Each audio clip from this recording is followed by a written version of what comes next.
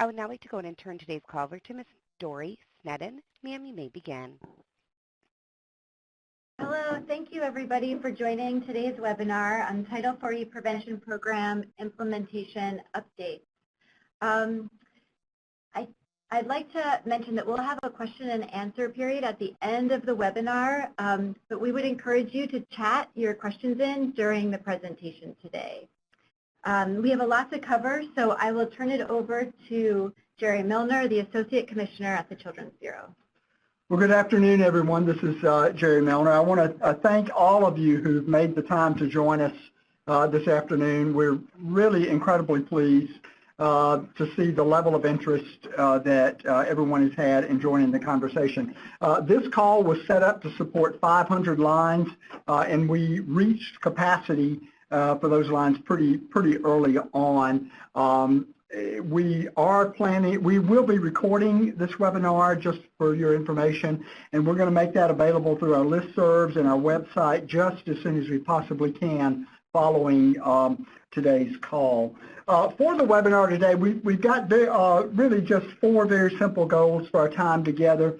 One, we want to talk to you a bit about our Children's Bureau vision and how that fits in with the Title IV prevention program and how you can make the best of the opportunities that the Family First Act prevention planning process makes possible for you. We plan to highlight today 2 prevention plans that have been approved.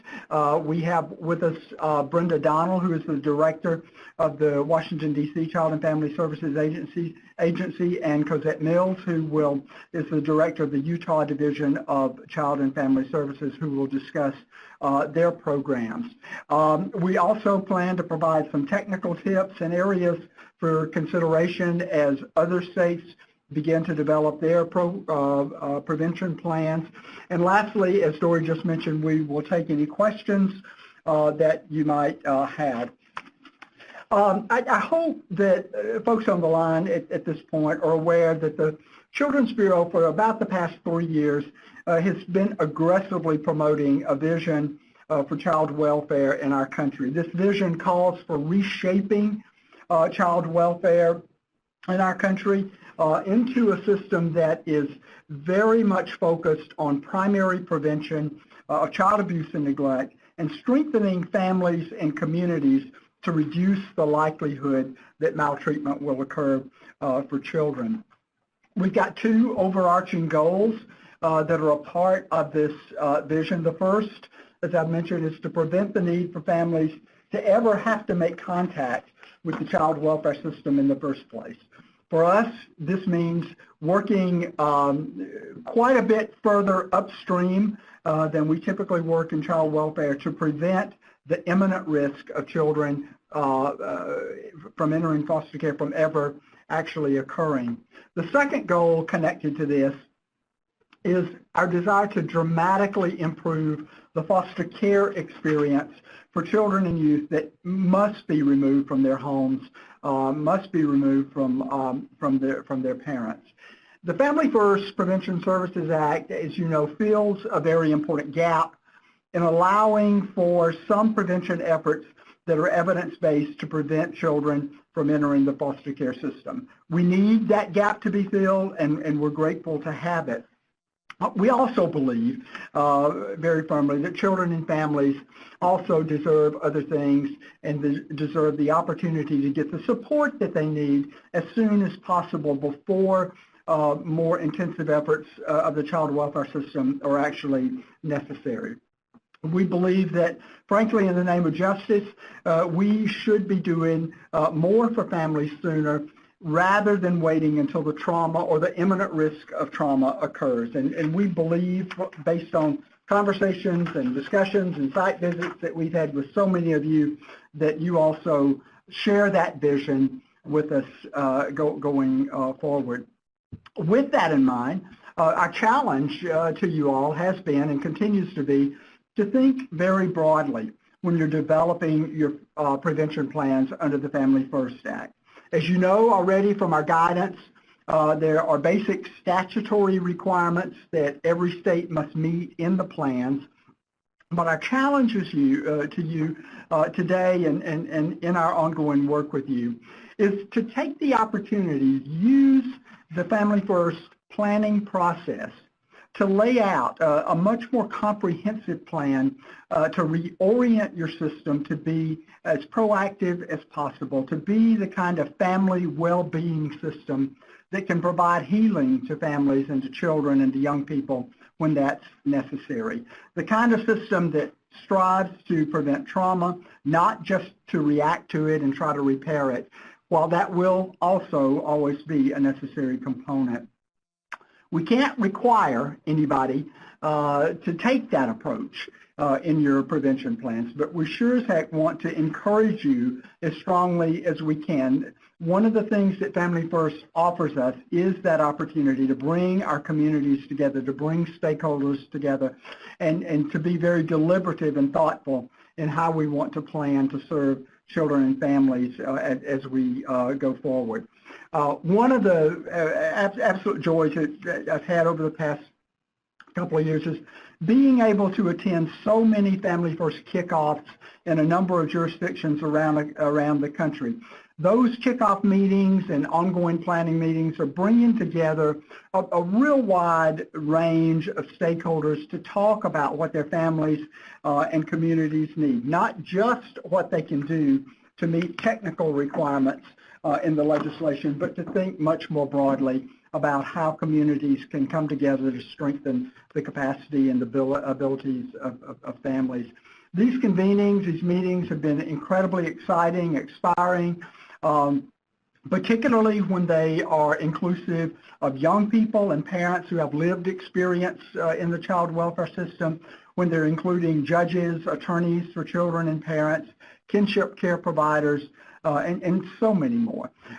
We've been sending the message as loudly and consistently as we can that we truly want the plans that states, territories, and tribes submit to be much, much more than simply compliance exercises, but to be living, organic, dynamic documents that will lead the way forward to better outcomes and better experiences for children and families in your state.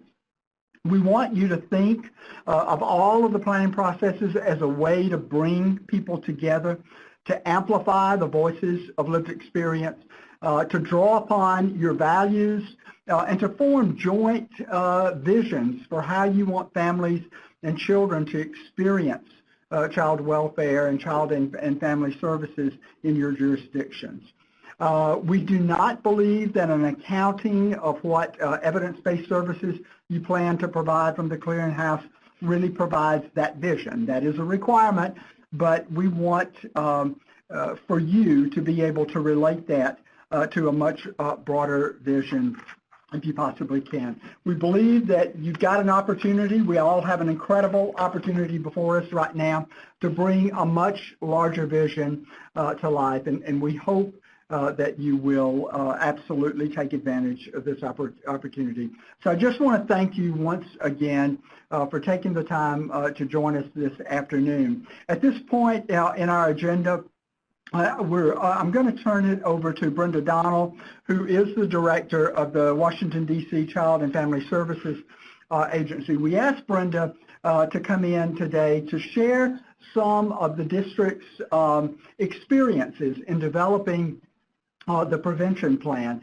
We have been just so incredibly fortunate because we happen to be conveniently located in her back door here in the district, to be able to work closely with Brenda, her staff, her community of stakeholders as they've gone through this journey, and we just really could not be prouder of what they've come up with. The district is a real example of a jurisdiction that's taken this challenge to heart and use the Family First planning process to continue an effort to reorient, to reorganize around strengthening families and communities in a very, very impressive way. And I know you're going to be impressed with what you hear today as well. When Brenda is done, we'll move on to the discussion from Utah. But I'm going to turn things over to Brenda. Thanks so much, Brenda.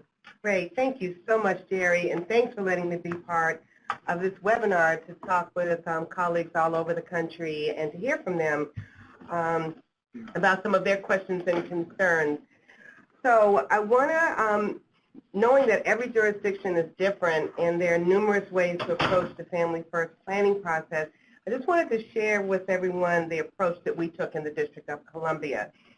We established a cross-agency, cross-sector work group, and the charge was clear that we wanted to create, as Jerry has said, a citywide plan to strengthen families and keep children safe. The Family First Prevention Services Act is an opportunity, not an end game. So we have a multi-stage process to develop our plan, as people can see. And we started our planning process in June of 2018, then submitted our plan to the Children's Bureau in April of 2019 and received final approval in October of that year. The reason that we were able to move so quickly was that our plan was built on a history of prevention in the District of Columbia and on the heels of our 4E waiver, which also focused on prevention. We had a comprehensive work group, and we were able to bring our partners together pretty quickly, again, because we've been working together on a number of these efforts. These are our partners that we work together with every day on multiple cross-sector work. We established 3 very short-term work groups to, one, give us a lay of the land in our existing upstream prevention programs, secondly, to reach agreement on the most vulnerable populations that we are all concerned about, and 3, to assess the district's portfolio of evidence-based practices and determine what else we needed. So I think this is really important. No one starts from scratch in this work. And as I said, every jurisdiction is different, but to take stock of where you are, who your partners are, where you want to go collectively. Again, we approach this not as just developing a plan, but as an opportunity to say, here's where we are in the district, here's what our 4E waiver allowed us to do, laying that foundation, and now where do we want to go and what are the needs. The result was that our plan is a very comprehensive plan, and looking at the pie chart, our big focus is on our upstream prevention, and that really is the vision that we want to meet families where they are and help them get to where they want to go, and that the plan we wanted to create would go beyond the narrow boundaries of the Family First Prevention Services Act, although we were very careful to align the Family First Act plan portion with the requirements of the Act, thanks to many partners who kept us focused on that, because of course we wanted to take advantage of the opportunities that the Act offered in terms of new prevention services and strategies and claiming opportunities, but again in the context of a broader citywide prevention plan. So we started looking at with our partners, and here when I say our partners, we're our Department of Behavioral Health, which focuses on mental health and substance abuse services, our Department of Health, which is the primary funder of home visiting, but also, of course, really focused on the social determinants of health, and in the district, very neighborhood focused. Our collaboratives in Washington, D.C., we have a network of community-based collaboratives that we've been working with for over 20 years.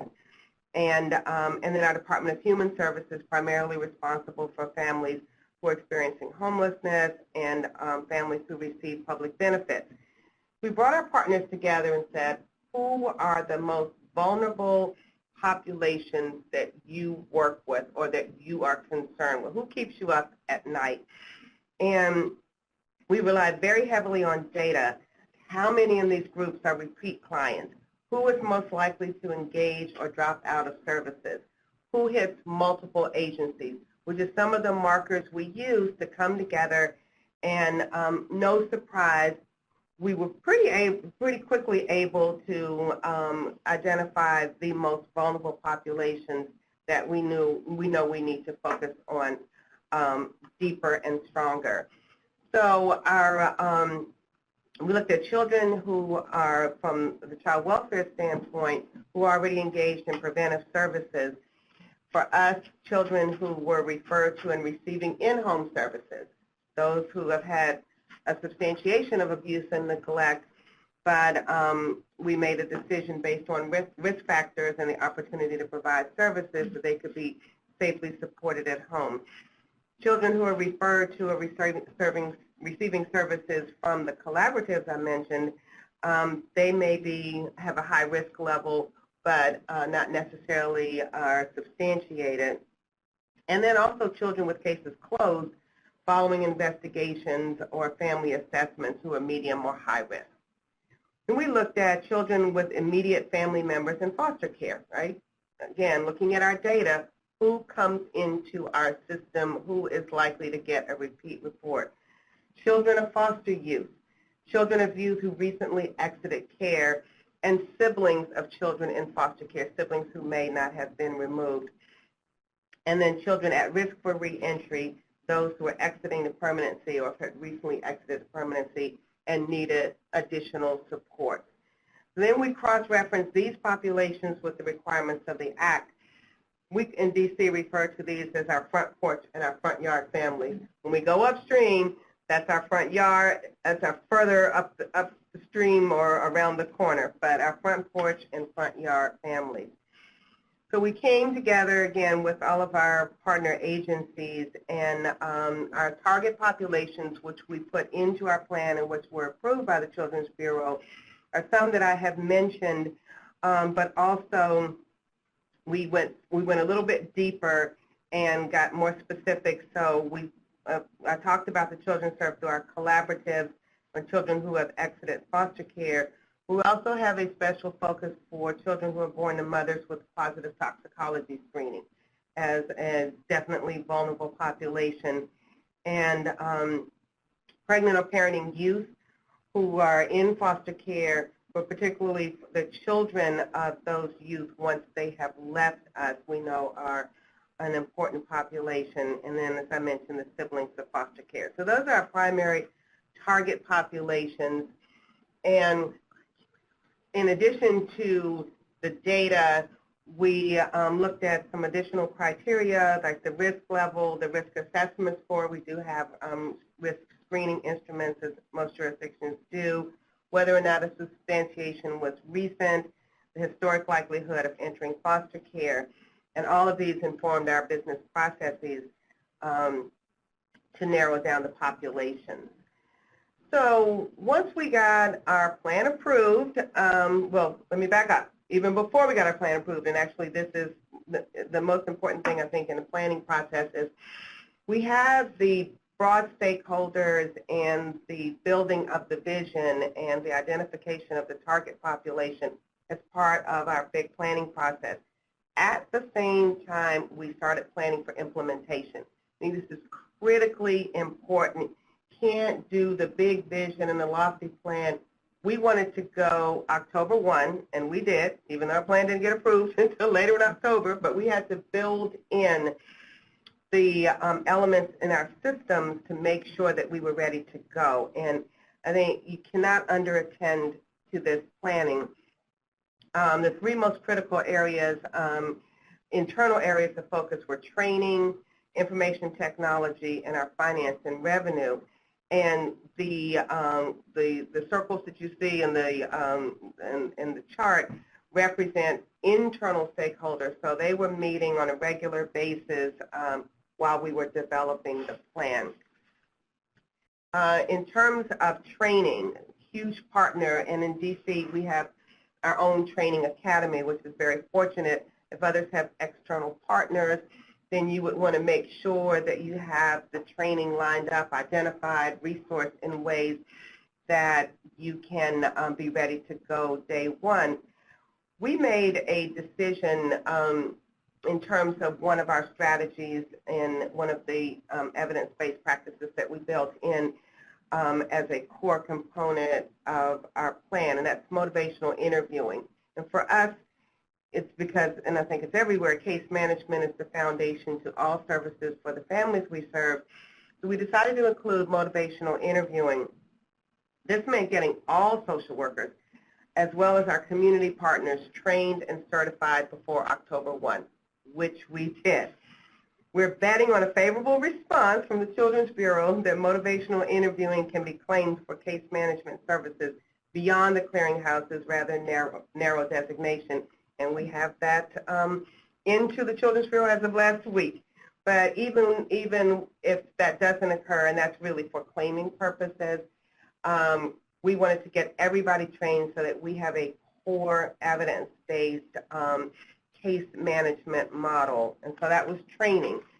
And we also had to develop some new technology in terms of, or had to enhance our SACWA system. And this was involved a lot of internal debate because we, like most other jurisdictions, are in stages of development for the new CWIS development, and we're making decisions about how much do we build on an old system, but there's certain things that you just have to do. So we decided it was an important investment to build in a tracking system within our current SACWIS, and that's because our model has families moving from the front porch through the front yard through the front porch and then on out the back door for ongoing services, and we need to track them through their prevention plan and be able to claim. So our community partners are part of this portal. So there's one prevention plan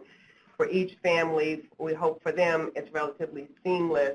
This allows us to track. So we thought that was huge. This was not without cost, and moving some other priorities, but we think it was a critical requirement. So we look back then to our prevention work group, because now we're in implementation, which of course is multi-year and will be refined and we'll be making changes along the way. But we want another important element of our plan is evaluation and continuous quality improvement. So we decided that our prevention work group, again, these are our partners from other agencies and from our community partners, and we included, of course, the courts and our legislature, as well as providers, that in terms of transparency and accountability, that we want them to continue to have skin in the game. And we have built them in as feedback loops for our CQI process. So I think that is also an important element as you're developing your plans, and you don't do evaluation at the end. You're thinking all along about what is it that we're going to be capturing, not just in terms of data, but what are we looking for in terms of outcomes, and how and when do we need to make adjustments.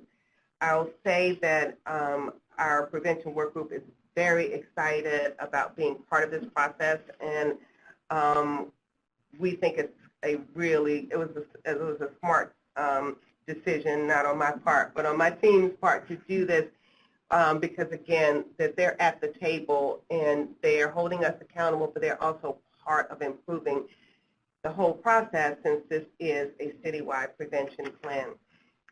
And then finally, I just wanted to end with a picture of how we're envisioning our CQI process. As I just said, includes our original planning group, and shows that we're looking at our current state in terms of our initial plan. Are the target populations being reached? What are the various disservices? Are the programs being done correctly with fidelity? So all of those kind of process measures we have to pay attention to. And then do our service providers have the right support, the technology and training and capacity to be successful? Are there improvements? Then we're going to more to outcomes, improvements in mental health, substance abuse, and parenting outcomes for families, and with child abuse or neglect averted. And we started our plan with data, so we will manage our plan with data. And our goals are that we have increased engagement, we have families, high-quality services and service delivery, improve health and well-being, and that we reduce child maltreatment. So thank you very much for allowing me to share where we are in the District of Columbia, and I look forward to answering questions later on. Wonderful. Thank you so much, Brenda. And we would just encourage you again, if you have questions or comments, to put them in your chat box, and we can address them at the end of the presentation. So I would like to introduce Cosette Mills, the Federal Operations Administrator for the Utah Division of Child and Family Services, to talk about Utah's approach to their Title IV Prevention Program plan. Thanks so much. I also appreciate the opportunity to participate in this webinar and to tell you about Utah's 4A experience with our 4A Prevention Program plan. And one of the things we wanted to do today was contrast the different ways that these approaches can take place in different parts of the country. I'm going to briefly share some context about the approach and planning that we took, and then I'm going to talk a little more specifically about information specific to preparing the plan document, and then was also asked to comment related to working with our regional office. If you want to move slides. When the Family First passed, our leadership in Utah made a firm commitment to move forward with the prevention services provisions at the earliest possible date. We recognize that the 4A prevention plan does not reach the optimal level of prevention by preventing abuse and neglect from occurring in the first place, and that it is limited to preventing entry into foster care. But even so, our executive leadership said that despite this limitation, why would we not act on the opportunity to access additional resources to support vulnerable children and families at the earliest possible time? So we chose to move forward. With that mindset, we did some analysis of our capacity and we prioritized our resources so that we could target that October 1st, 2019 start date for the prevention program, which then also meant we had to meet the QRTP provisions of the Family First Act. A deliberate decision was made not to focus on the whole prevention program continuum at that time while we were actually preparing this plan, though we are working with that bigger system. It just wasn't part of our 4E prevention plan process. Next slide. We did build our 4E prevention program on our 4E waiver homeworks. Our waiver focused on strengthening parents' capacity to safely care for their children while also safely reducing the need for foster care. And although the 4A prevention program can't fully replace the flexibility of our waiver, we see it as being able to help continue to build capacity to keep children safe in their homes. And because we pushed for that early start, we decided initially to target services to the children who are already known as at risk in foster care. So those are children served in child welfare, but also youth in the juvenile justice system. And the approach we took was to have our prevention plan become an opportunity to really build a foundation to implement all the provisions of the 4A prevention program, and then the goal is to expand over time.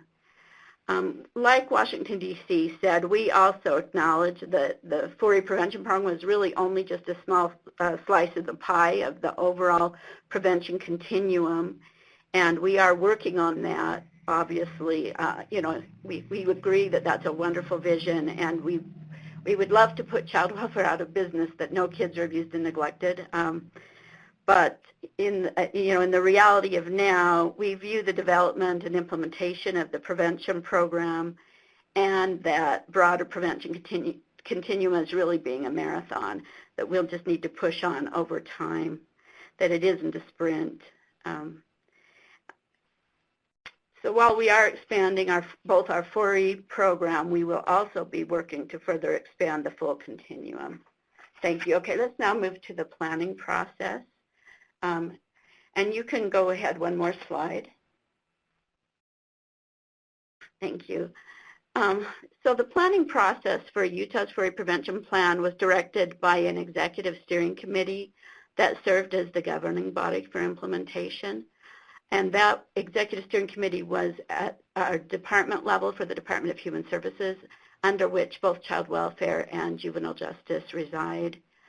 The actual planning and implementation was managed by an implementation team or a project management team that included representatives from child welfare, juvenile justice, and other offices in our department that support service development and contracts, And then we also had work groups who targeted specific areas. For example, in prevention, we had a work group for program operations that focused on developing the definition of candidates, what changes needed to occur in CWIS, what program policies needed to change, training, regional implementation, and finance. In service development, we explored what more specifically client needs, analyzing options around EBPs, assessing availability with providers, and initiating the processes to stand up EBPs. And we really feel like we started without a strong foundation of EBPs in our state, so we're really starting from the bottom and building from there. The next slide. So we did involve key staff and partners from the start that we knew was critical. So we had to include our program staff, our CWIS, our data, our evaluation, CQI staff, finance, procurement, training, a wide variety of our internal process folks. But we also engaged stakeholders in a variety of ways, such as our legal partners, our providers, our youth and parents, and other partners who are essential to our system of serving families in our state, in the broader child welfare system.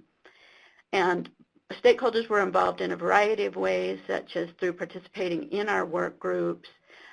We did some surveys with them. We did some local focus groups and other informal meetings and informational meetings as well. We also engaged our research partners early in the process. They are assisting us in three primary ways. They're helping us. We initiated them some actual research studies to help us look at some of our services to have them be designated as evidence-based. So we're looking at an in-home parent skills program that we did under our waiver, and also kinship navigator services. Also, our university partners conducting some independent systematic reviews for us to help identify evidence-based services pending the clearinghouse reviews, and also helping us to develop the evaluation strategies for those EBPs that are going to require evaluation, both development of the strategies and then conducting the evaluations. So any services that the clearinghouse has reviewed and determined are promising or supported, and also for services that were rated through the independent systematic review.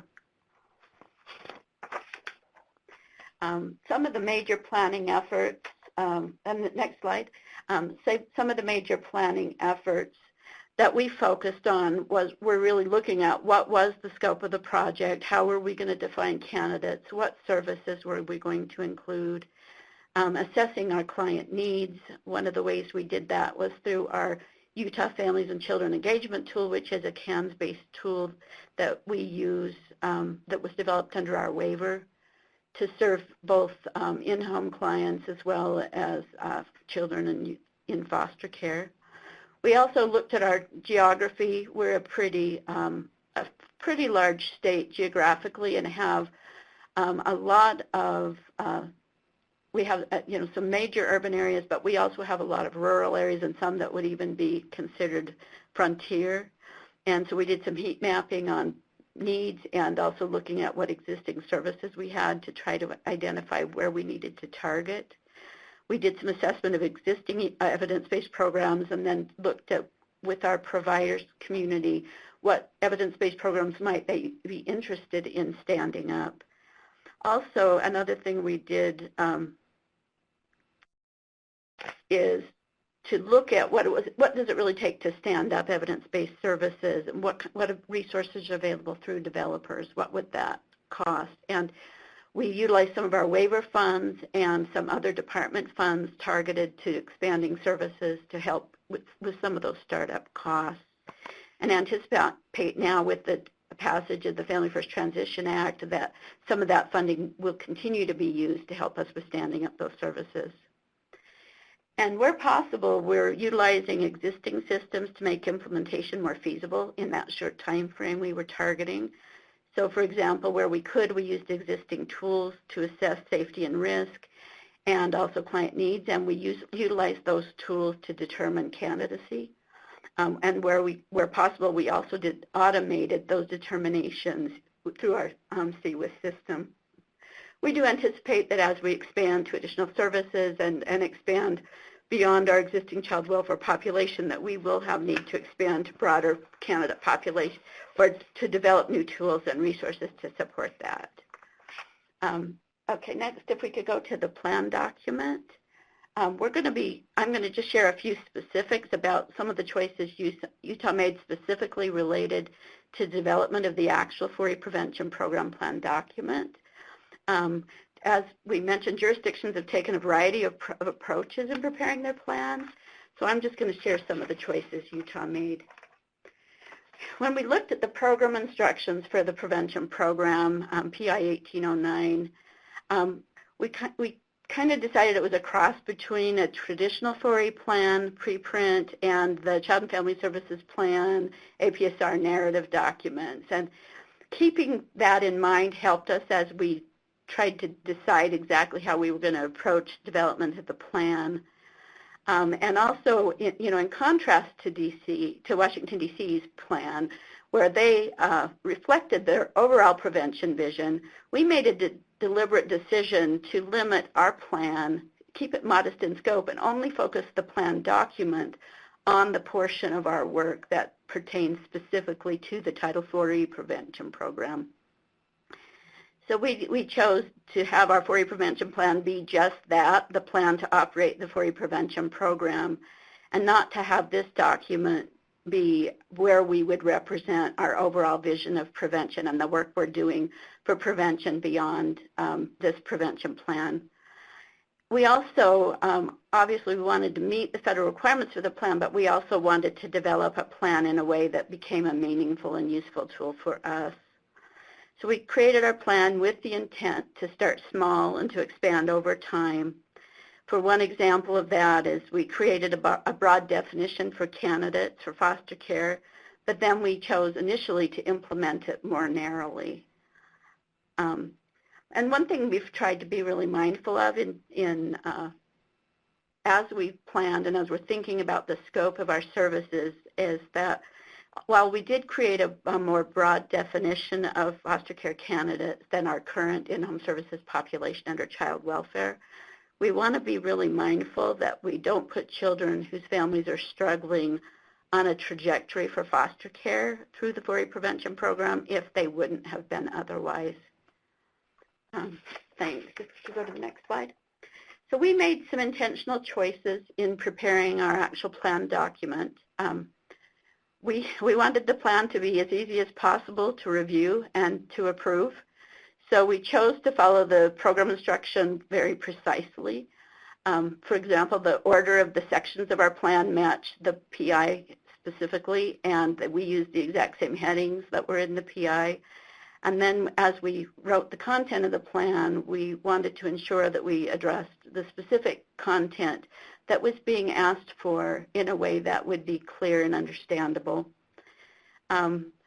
We also didn't include anything in our plan that wasn't specific to the 4A prevention program. And again, this is a contrast to what some other jurisdictions have chosen to do. We didn't include any services that we're providing to clients if they weren't covered under 4E, so we didn't specify them in this specific plan.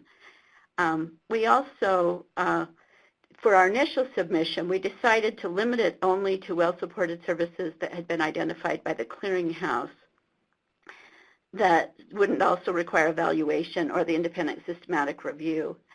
And part of that goal was so that we could get a foundation of a plan approved and begin to operate the program and the services and make sure everything was working, and then be able to submit those more challenging pieces that we were seeing were more difficult to work through. So in a subsequent amendment, we have including services that do require evaluation, and also that require independent systematic review, and then we'll work with our federal partners to work through the details of kind of really learning what's approvable in those areas. We did have one service we submitted for an independent systematic review that then was on Friday. We got notice of its rating, and so we're amending that amendment to indicate that it was a service approved by the clearinghouse. So there is some back and forth and some adjusting because this is very much a plane in motion that we're kind of modifying as we go. Also, we carefully analyzed the preprint document and realized it wasn't necessarily like a traditional preprint. Not everything in the preprint required the citation of laws, regulations, or policies. In some sections, we referenced the attachments that were required to be submitted, and there were some sections that it was just not applicable. There was no regulatory reference that was required. So that's something that's a little different than our traditional preprint documents. We also just tried to be really specific about addressing each of the required elements for the plan. And then there were some sections that we had to modify to address in more detail than we initially understood would be required. So there are some areas that have needed a little more detail than was initially evident. So a couple things I would just mention on that is be sure to indicate for the services that are being implemented which specific version of the manual that is planning to be implemented. And also, as you're thinking about outcomes, I know that at least for us initially, we were thinking of broad outcomes to the overall implementation of the prevention services, but we needed to step that back and look at what are the outcomes to each specific service that we're proposing.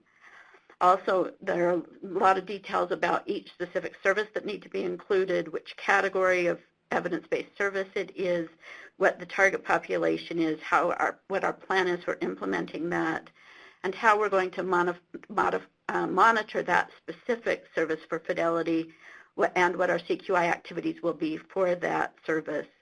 Also, again, for those services that require an evaluation strategy, we couldn't submit a general evaluation strategy overall, but needs to be specific to each individual service. And then the next slide, just a few final tips of some things we learned based on our initial submission of the plan. I'll reinforce again the importance of differentiating between our CQI and fidelity activities and the formal evaluation of services. They are different functions, and each needs to be clearly articulated. Again, and I mentioned earlier that they do need to be specific for each service and not just a general overall CQI or evaluation plan.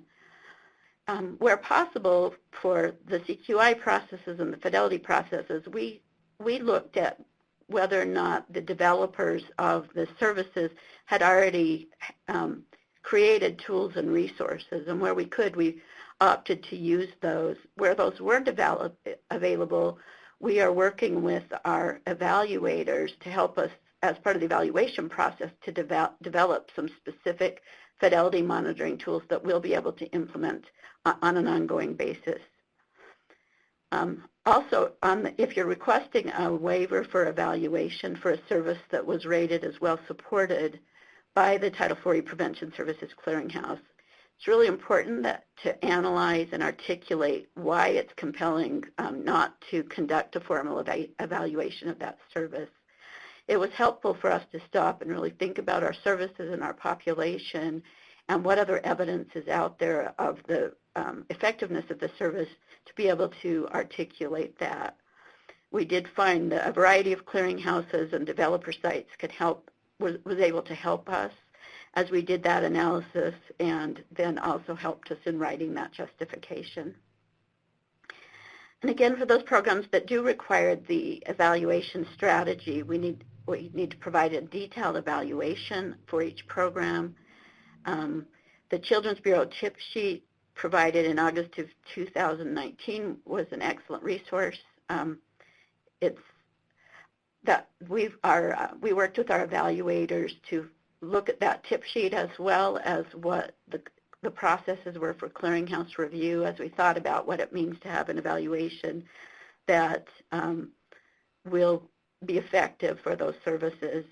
The other thing that we've tried to do with our services is to ask the question, what are we really trying to accomplish with evaluation? Are we needing to try to add to the body of evidence to maybe we want to see if we can help support increasing the rating of a specific service? Or is the purpose for a given service maybe just to look at what specifically is the benefit to our own clients and our own process evaluation? I think the answer to that question helps to guide the research design and the rigor and the cost of the evaluation. We haven't yet worked through the details with our federal partners in terms of evaluation, so anticipate that we have more to learn in that area, but those are things that have helped us in preparing that part of our plan. And then just the last point we were asked to talk about was just sharing something about our interactions with our federal regional office through this process.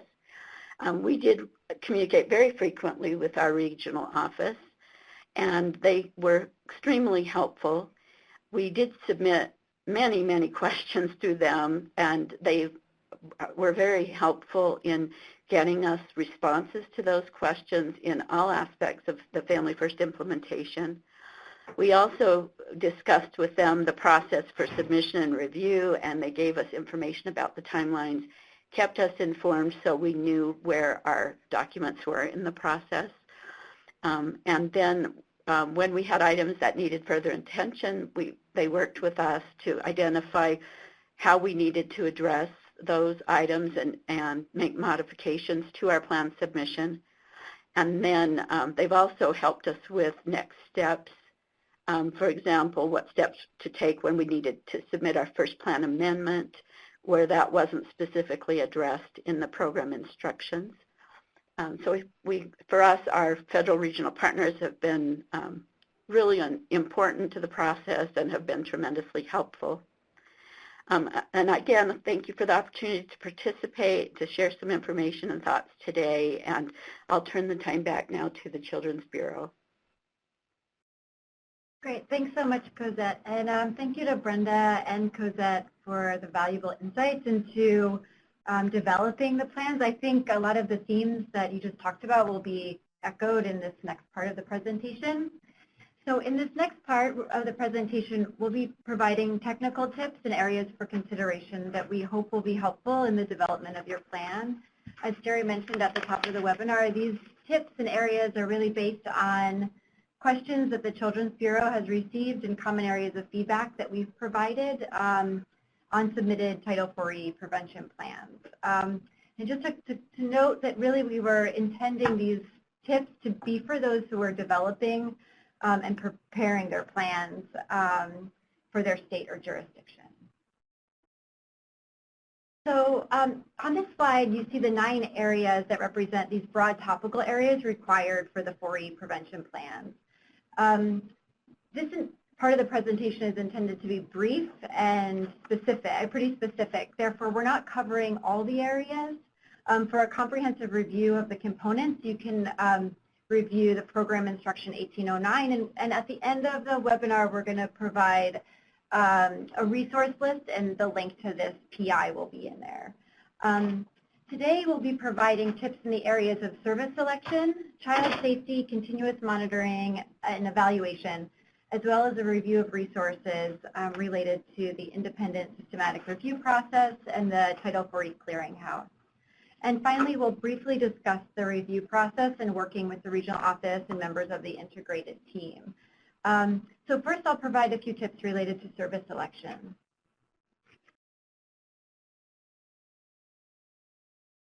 So the first technical tip in this area addresses allowable programs and services. Allowable programs or services include 2 categories.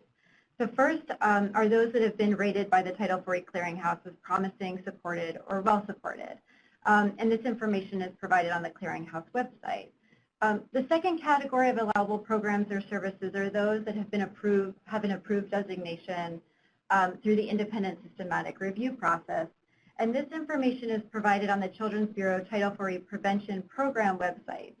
To note, adaptations of EBPs are allowable, but they have to have their own review and approval to meet one of the 2 criteria above. Tip 2 is one that Cosette mentioned.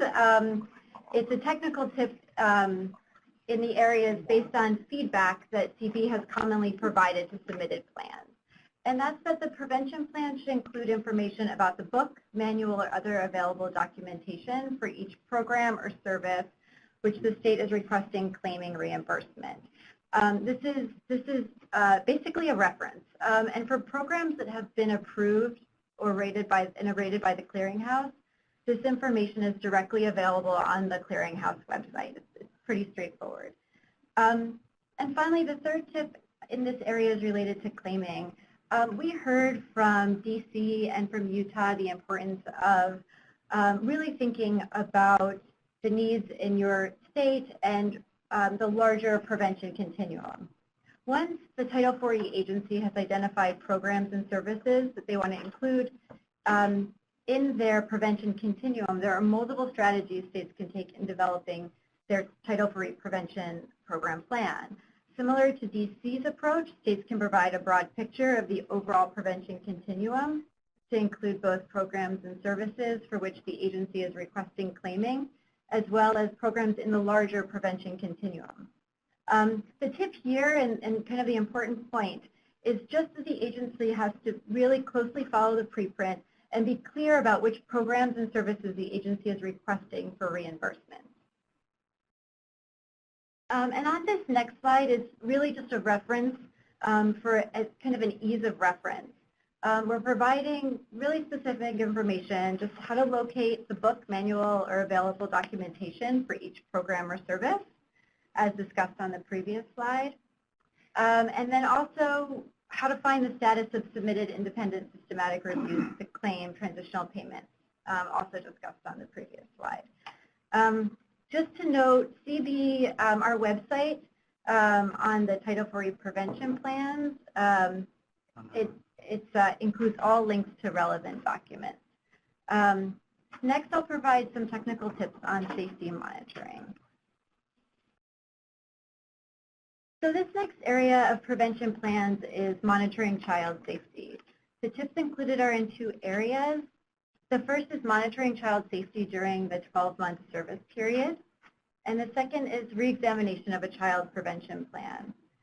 Tip 1 is that the prevention plan should include information specific as to how the Title IV agency will complete periodic risk assessments during the 12-month period.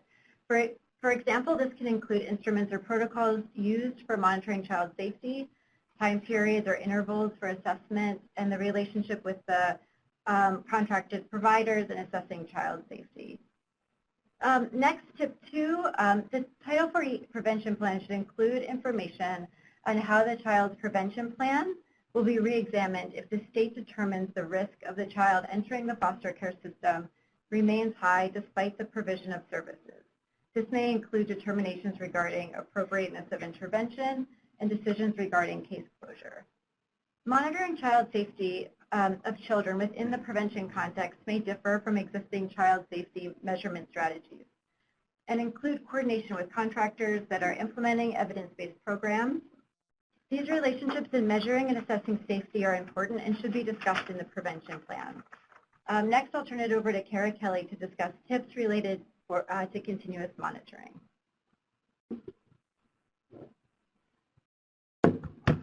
This area, continuous monitoring, is commonly known as continuous quality improvements, or CQI.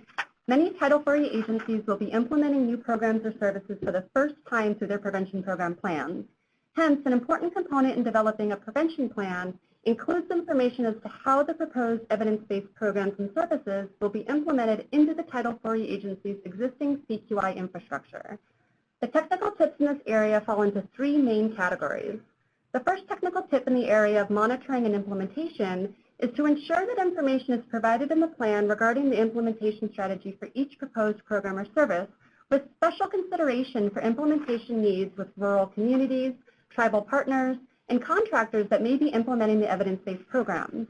The second technical tip in this area is to address in the plan how the Title IV agency will ensure fidelity to the practice model for each program or service. In the area of outcomes, the first technical tip is to describe how the agency will determine how CQI outcomes will be achieved. For example, outcomes such as safety, permanency, and well-being, as well as individual and programmatic level outcomes as appropriate. The second tip in this area is to describe mechanisms for gathering, organizing, and tracking information and results over time in the agency's CQI system. This could include information regarding the use of instruments or administrative data, adaptations to the state SACWA system or CWA system, or coordination with community partners. The final area is the development of a continuous feedback loop. The tip in this area is to provide information in the plan as to how the Title IV agency will use the information learned during CQI in driving change within the organization in order to improve outcomes for children and families. It's important to differentiate CQI from program evaluation as the two are closely related. However, each have distinct components and should be differentiated in the prevention plan. Next, I'll describe the evaluation component of the prevention program plan. The requirement of a well-designed and rigorous evaluation falls into two main categories. In the area of a well-designed and rigorous strategy, the first tip is to ensure that the proposed evaluation meets the legislative requirement of well-designed and rigorous, and that the proposed strategy is comprehensive. We'll discuss the components of a well-designed and rigorous evaluation in more detail on the next slide.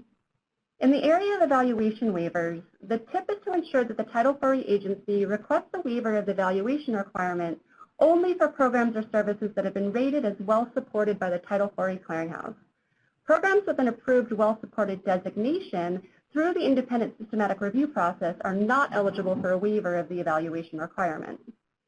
Next, for every program or service that the agency submits a waiver for, the plan must provide evidence of the effectiveness of the practice to be compelling.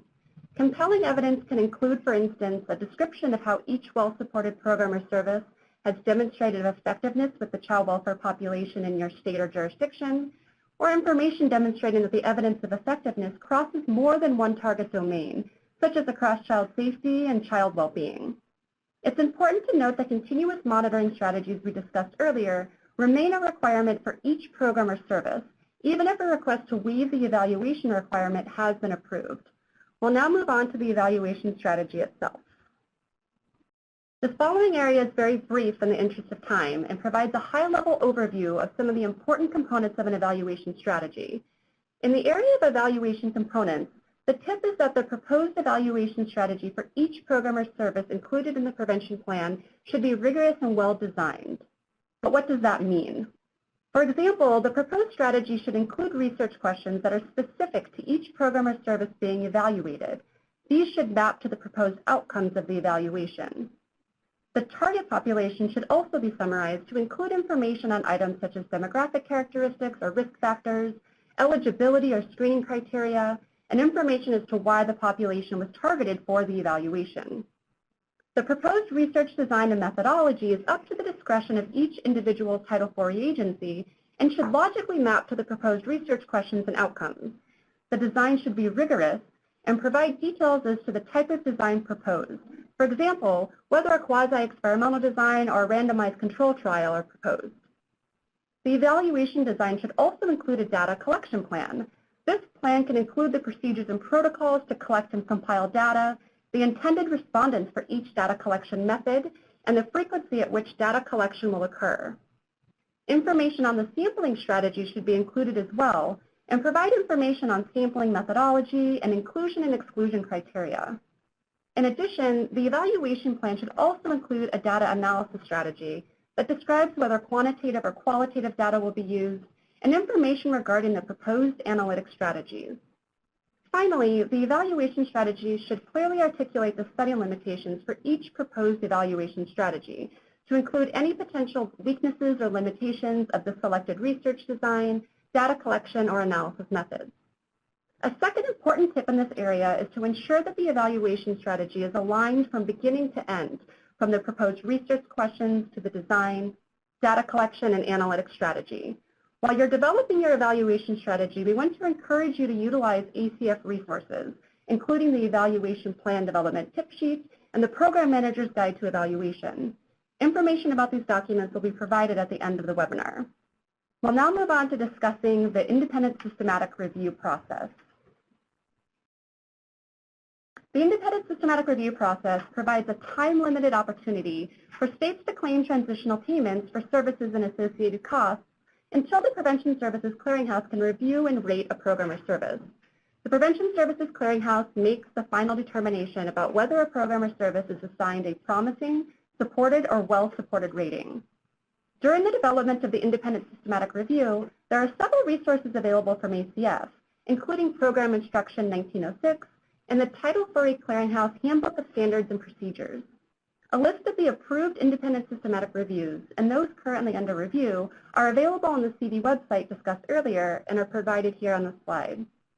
In the area of submission and approval, the tip is to ensure that the independent systematic review is submitted as part of a Title IV Prevention Program plan. The review can only be approved as part of the Title IV agency's prevention plan. Next, we'll talk briefly about the Prevention Services Clearinghouse website. The Title IV Prevention Services Clearinghouse website is an excellent resource to obtain information about programs that have been rated by the Title IV Clearinghouse, to access descriptions of programs and services, as well as to obtain information about the review process. The website also has a number of frequently asked questions. The frequently asked questions include a working list of programs and services currently under review. The frequently asked questions list is updated regularly and includes questions regarding reviews, adaptations, and timelines. The Clearinghouse continues to review programs and services, and ratings for new programs and services will be released on a rolling basis. The Prevention Services Clearinghouse recently released another batch of programs and services, so please visit the Clearinghouse website for more information about these new releases. If you're interested in receiving regular updates and activities occurring at the Clearinghouse, you can sign up on the website to receive regular emails regarding updates and activities. So I'll go ahead now and turn it over to Tina Nogler, Director of Regional Programs, to discuss the review process for the Title IV Prevention Program Plan. Great, thank you. So this is a great opportunity to share with everyone Children's Bureau's integrated team process for the 4A prevention plans.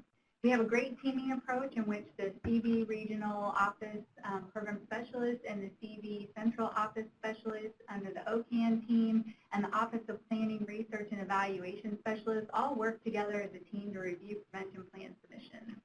The teaming approach allows us to utilize all of our expertise to ensure a comprehensive review and a thorough feedback to all of you. So while we have this teaming approach for plan submissions, the regional office remains the main point of contact for jurisdictions working on the prevention plans. So if you have any questions or concerns before or after plan submission, you should always reach out and contact your regional office with any questions you may have. Loud? Okay, louder, sorry. So when you're ready to submit a prevention plan, please submit those through your regional office. And as Utah mentioned, it's really important that communication. We do this frequently during the process, and we really want to work closely with all of you on your prevention plan submissions and questions. All right, so I'll turn it over to Jerry. Turn it over to me. Okay, so we are at the point now where we will take questions and answers for those folks on the line who would like to ask questions. So at this time, we have the phone lines muted, but we have gathered questions from the chat function. So if Brenda wouldn't mind starting us off with reading the questions that have been submitted and then providing a response. Perfect. Great, thank you. Several people have written to ask if they could get copies of our plan, which we have shared widely. You can go on our website, cfsa.dc.gov, and our plan is on there. And if people have questions, we have a place where you can ask questions and certainly can reach out to me or members of my team. Someone asked, how does DC envision linking motivational interviewing directly to children on prevention plans as prevention candidates? And again, our approach to motivational interviewing is that it's fundamental to case management, since it is focused on engaging families better, and that is something that we all have to do. But our hope is that it gets approved as a well-supported service for that we can use for case management, claiming purposes. So we're using it for everything, our kids in care as well. There is several questions about how to get everyone who needs to be at the table to the table. And this is where differences in jurisdictions and relationships really come to bear. But I think part of it is really helping people to understand that prevention is everybody's responsibility. And if we don't, as jurisdictions and multiple systems, invest in prevention in a collaborative way, then we're all going to see our kids ending up in the deep ends of the system, which are not good for them, which is not good for any community. And so really helping key stakeholders to understand that this is not just a child welfare issue, it's a child and family well-being. And, you know, again, that depends on where you start in your particular jurisdiction, but that's really, really important. It's helping to communicate that. I'm going to bounce a question to you, Cosette, because there are some questions just for Utah and some for both of us.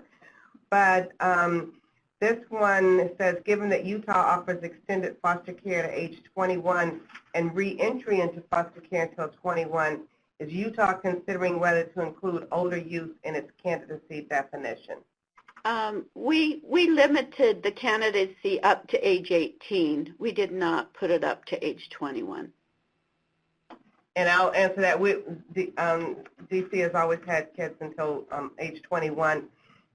Candidacy for us is under age 18 because you cannot come into foster care. You couldn't be at risk of coming into foster care if you were older than 18. However, we do include the children and therefore their parents of children of foster youth. So a foster youth who has aged out is a part of a family with a child who is part of our target population. So that was very, very specific, but we think really important. Because there is another question. This is for both of us. I'll bounce it to you first. It asks about what stage in the planning process was your child welfare policy updated and disseminated to staff? I mean, the development of it occurred as we went along. We actually, so we finalized it just shortly before we submitted the plan because the policy did have to be attached to the preprint, the attachment B. So we had finalized the policy prior to submission of the plan itself, and then with that had a rollout to our staff throughout the state, you know, to educate them on the policy itself. Yep, similar to the district. Another question is about engaging judges in the courts. I look to David Kelly, who's in the room, who is always a big advocate for that. I will say that we did invite our judges to be part of the plan, or our presiding judge of family court to be part of the planning process. And our courts found that they are not, they're so interested, I shouldn't say interested, but their jurisdiction is not so much on the prevention side, even though, of course, it is in terms of some of the other elements of the Act. And we, fortunately, in the district have very, very few kids in congregate care, so our focus really has been on our front porch and front yard, which does not really come to the attention of our court. So there it's about the kids who are going home and post-permanency kinds of services. If we can shorten length of stay by having robust services on the back end, that's pretty much where our courts are involved. But Utah may be different. Yeah, thanks, Brenda. We did get involved with our court improvement program very early on, as soon as the law passed. Also, of course, participated in some of the strategic planning meetings together in Washington, D.C., and we have worked closely with those partners. Obviously, heavier relationship related to QRTP, but they did have an interest, and I think particularly because if the in-home services clients were in child welfare, then there were many cases where we would have court jurisdiction. And so as we developed these, we included those partners in the discussions and in the planning, in the vision, and also in training. They invited us to come, and once we got the plan pulled together and the QRTP provisions, we have gone out and done presentations to judges, to guardian ad litem, to parental defense, so that they would know what was happening in Utah and would be aware of it, and also have opportunities to give feedback as we moved along the way. Also, where legislation was required, they were involved as well. And this is David from the Children's Bureau. I would just add that we've seen in a number of states during our visits, judges and attorneys for parents and children be very actively involved in discussions around planning and identifying both populations of needs and specific needs within populations.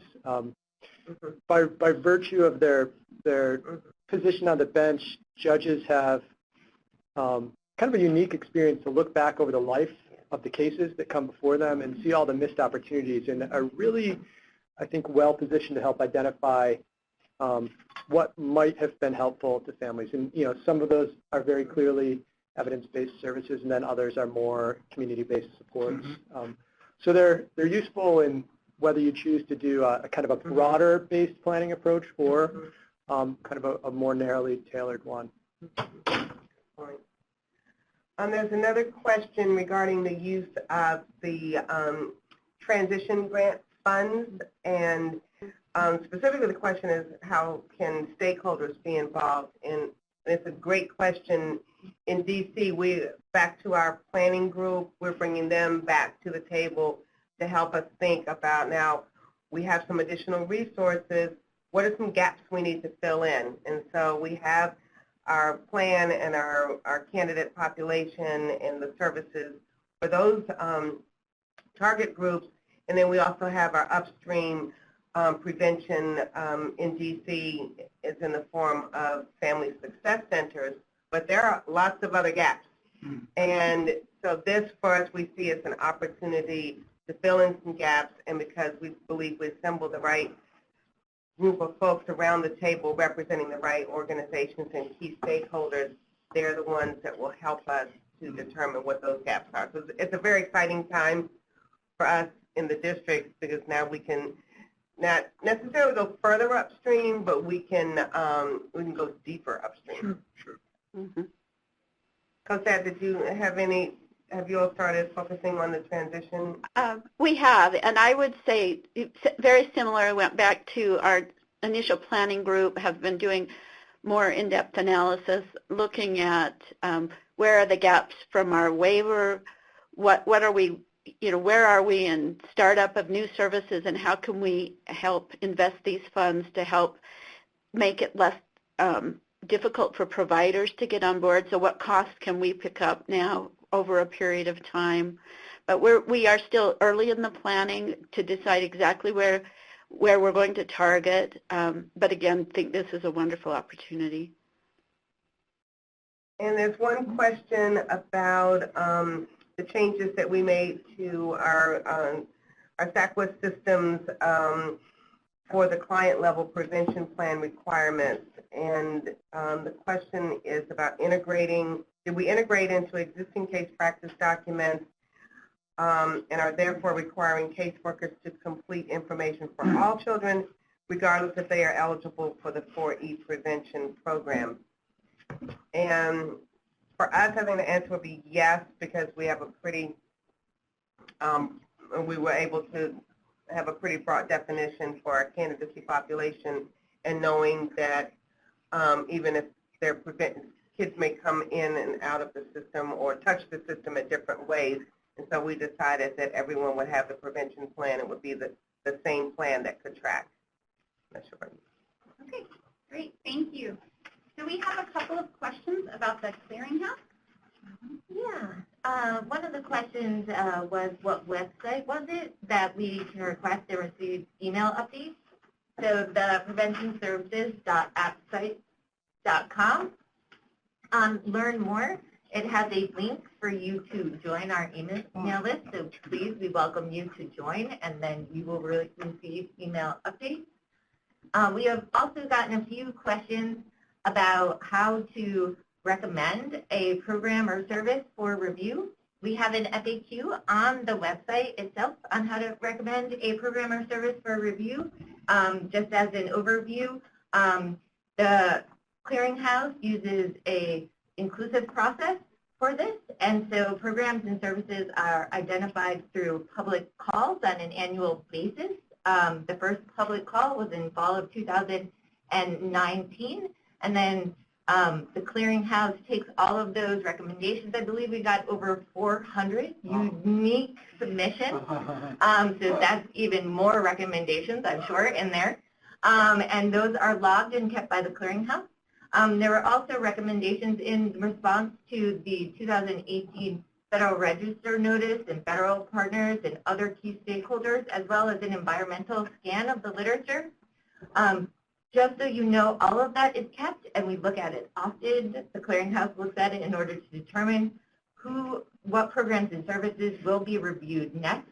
You should note that particular consideration is given to programs and services recommended by state and local government administrators and rated by other clearinghouses such as CBC or Home D, recommended by federal partners, and are evaluated as part of any grant supported by the Children's Bureau, such as the Title IV Child Welfare Demonstrations or the Regional Partnership Grants.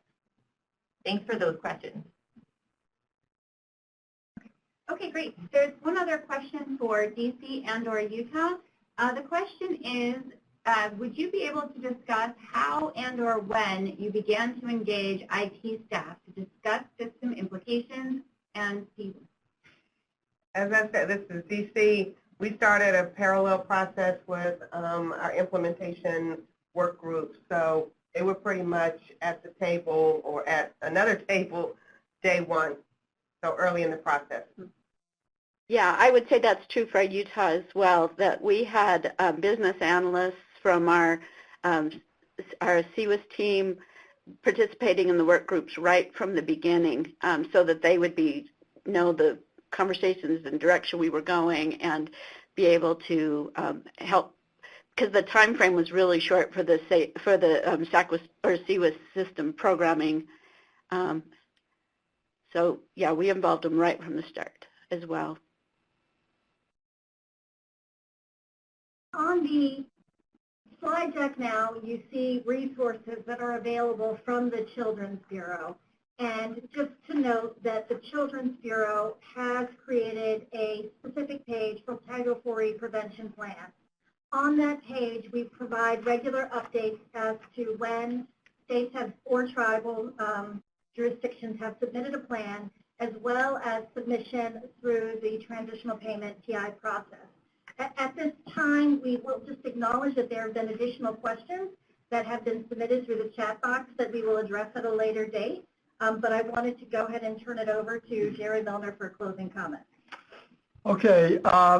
Once again, we just want to thank everybody for taking the time and for having the interest to participate in this webinar. It's very important for us to be able to have this time with you to share some of our own lessons learned here about how best to support you in your efforts to develop and to implement prevention plans that are going to serve our children and our families in the best possible ways.